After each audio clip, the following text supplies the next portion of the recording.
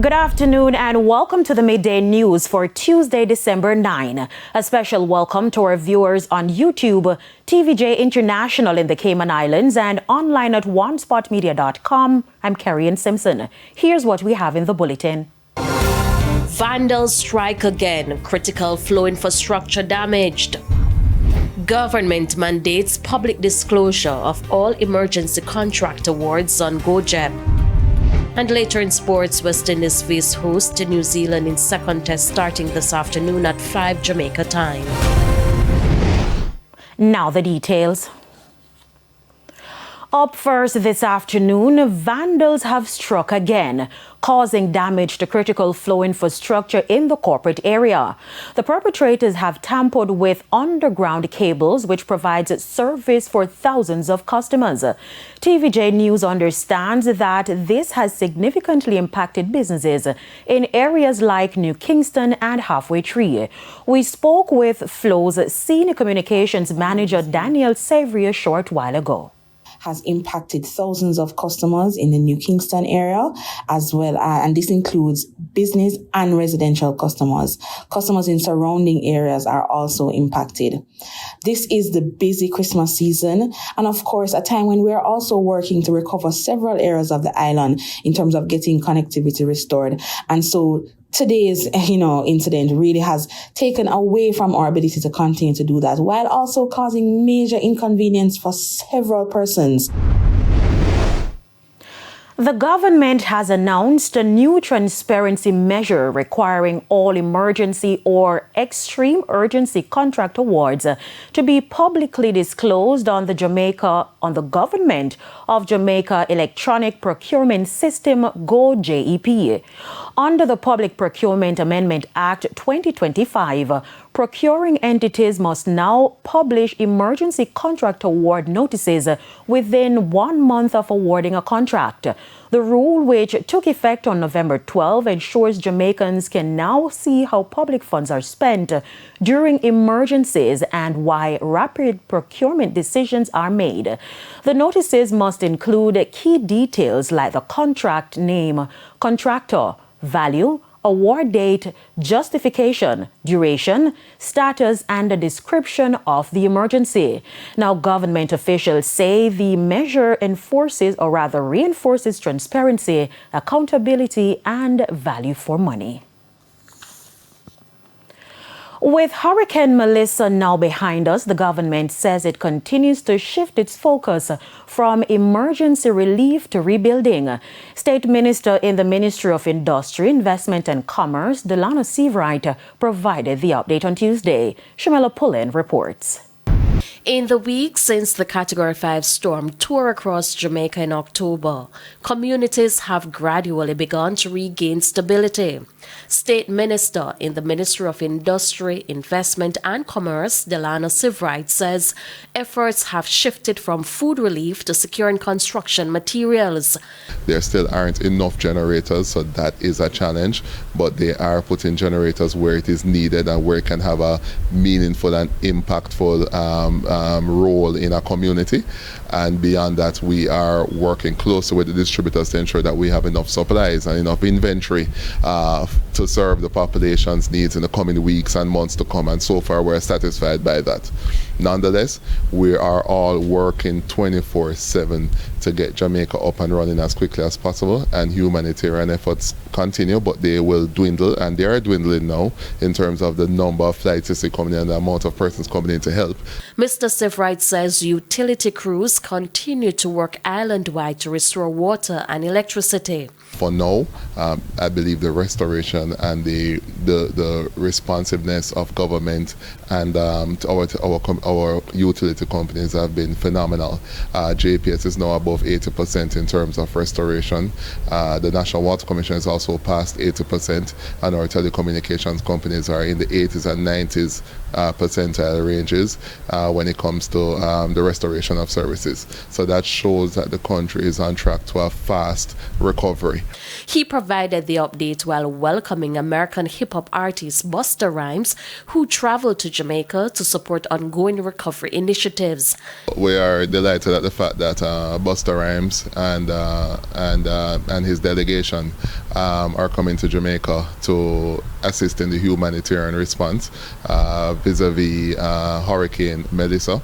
We're very pleased that they have decided to bring a lot of relief, a lot of products, a lot of supplies for persons who have been most affected by the hurricane. We continue to reach out to members of the diaspora, but also to celebrities and others who have expressed an interest in helping Jamaica. Of course, Busta Rhymes' parents are Jamaican. Shamela Pullen, TVJ News. Concern this afternoon about an aspect of the education curriculum, especially in high schools, that will be badly impacted by the loss of mangroves during the passage of Hurricane Melissa. Education and Outreach Officer at the Montego Bay Marine Park Trust in St. James, Charlinda Forrester, explains that boat tours are a major part of her organization's operations.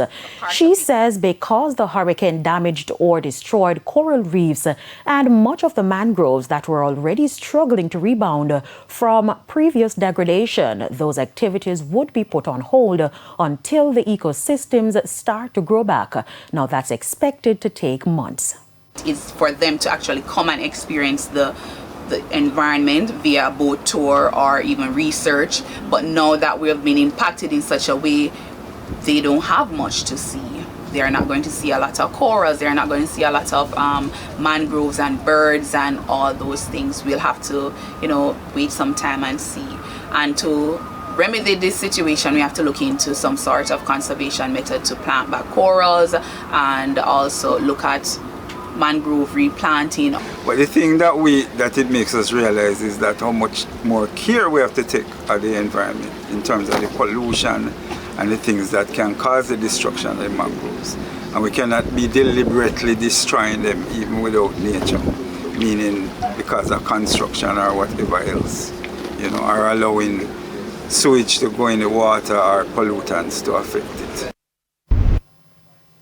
The Akompong Primary School in St. Elizabeth has been fully restored after being extensively damaged during Hurricane Melissa. Alia Bryant has the details.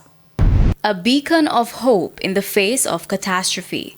While several houses in Akompong remain damaged, the primary school in the community is ready to accept students when the new term begins.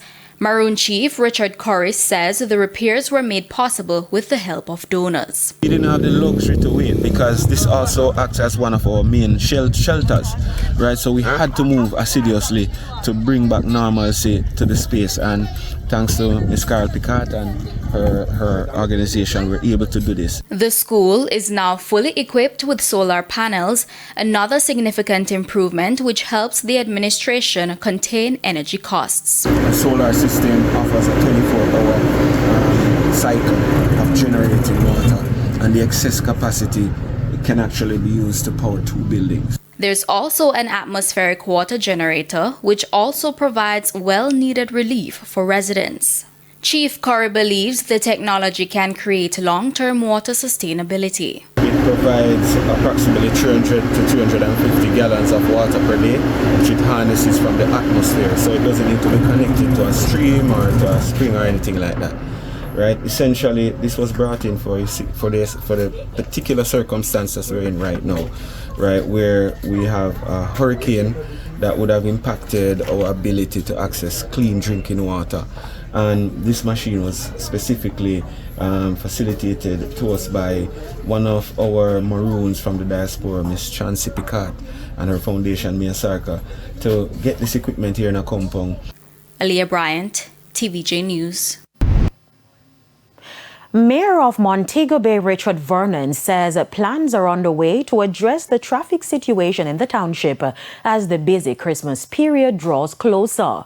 Our news team caught up with the mayor recently.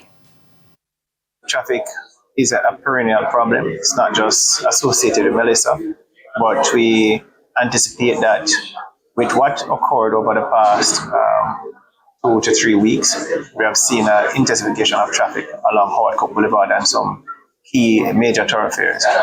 And as a result, we are going to meet with the police, the National Works Agency, Transport Authority to see how best we can treat with each area as we move into the Yuletide season. In the meantime, Mayor Vernon says as the parish picks up the pieces following Hurricane Melissa, Montego Bay is open for business. The era will become even more festive. Persons trying to reach to different communities, trying to bring gifts, especially in a time like this. And as a result, we will ensure that we work closely to manage the traffic within the space. So we can look forward to that. Montego Bay is open for business, and that is also one of the reasons we're having a high level of traffic within some of the spaces.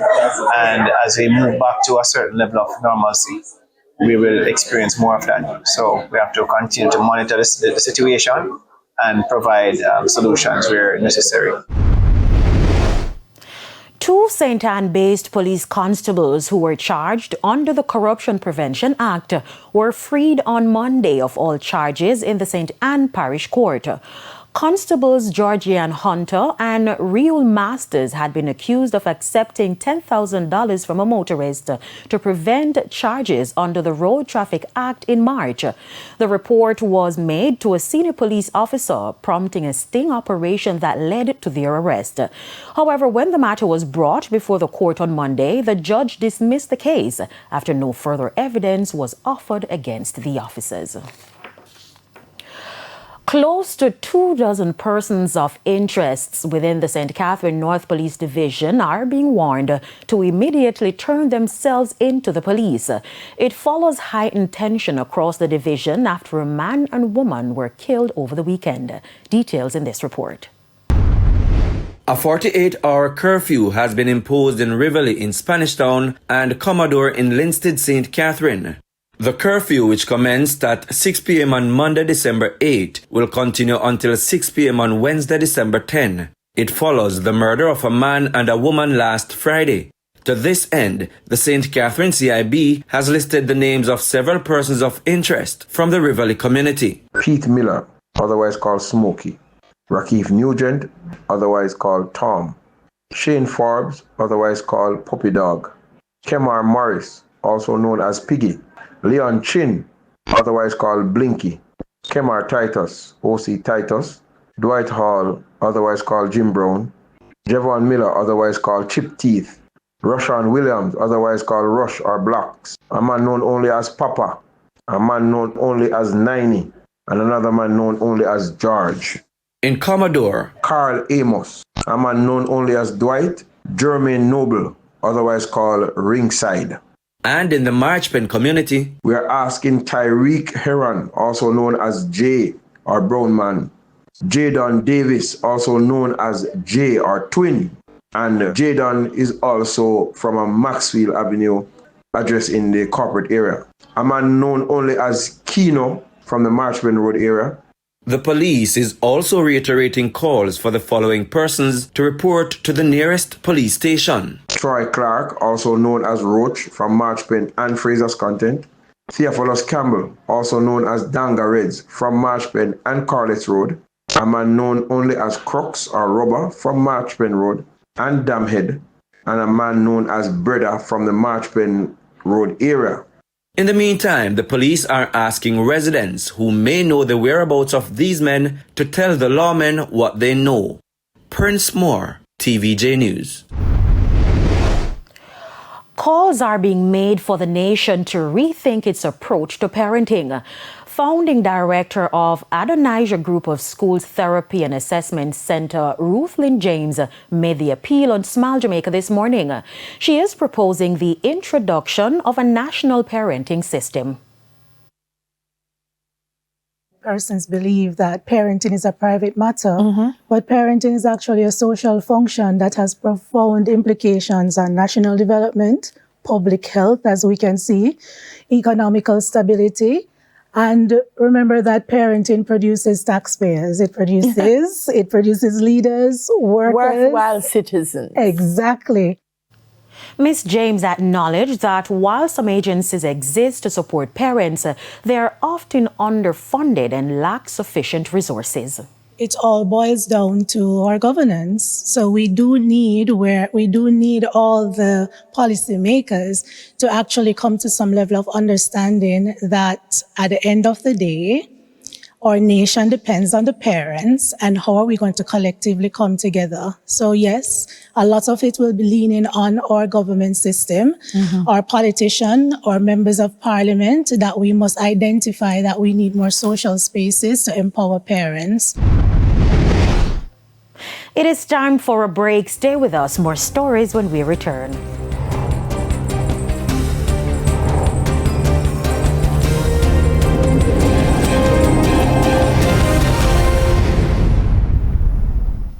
Welcome back to the Midday News. It is now time for the Business Minute. Chief Executive Officer of MBJ Airport, Shane Monroe, says Jamaica is set to welcome a wave of new international flights this winter and into year 2026. He notes that this is a clear signal that there is still global confidence in the island's tourist industry despite the disruption caused by Hurricane Melissa. Mr. Monroe pointed out that a number of new routes will be launched this month. He revealed that Edelweiss will be launching its first A350 direct service from Zurich, Switzerland. Further afield, today the Federal Reserve is starting a two-day meeting in which it's expected to cut the federal funds rate. That would put downward pressure on interest rates for mortgages, auto loans, credit cards, and other debt. The central bank also tries to balance maximum employment with control of inflation. The Supreme Court is considering a case that could affect the Fed. It challenges President Donald Trump's firing of former FTC commissioner. The case could affect his power over other independent agencies like the Fed. Trump wants to force a large rate cut, though investors worry that could cause inflation to surge. And that's it for the Business Minute. I'm Antonia Atkinson. Time now for the top regional and international stories. In the region, Grenada has opened an honorary consulate in Guyana as both CARICOM countries move to deepen cooperation. President Irfan Ali says Guyana wants to link its ecotourism product with Grenada's beach and yachting appeal to boost regional travel. Prime Minister Dickon Mitchell praised Guyana's support after Hurricane Beryl and said the consulate will strengthen political and economic ties. Guyanese businessman Dr. Kamal Singh is the new honorary consul tasked with building business and cultural links. And on the international scene, the U.S. State Department says the Trump administration has revoked 85,000 visas since January, more than double last year. About 8,000 were student visas, part of a wider push to tighten entry and stay rules. Officials say nearly half the revocations involve crimes such as DUI, assault and theft, while others stem from overstays or security concerns. Some cases, particularly involving international students linked to Gaza war protests, have raised First Amendment questions. And those were the top regional and international stories. I'm Aliyah Bryant. Thank you, Aliyah. We now head to a quick break. When we come back, we'll have your Midday Sports Report.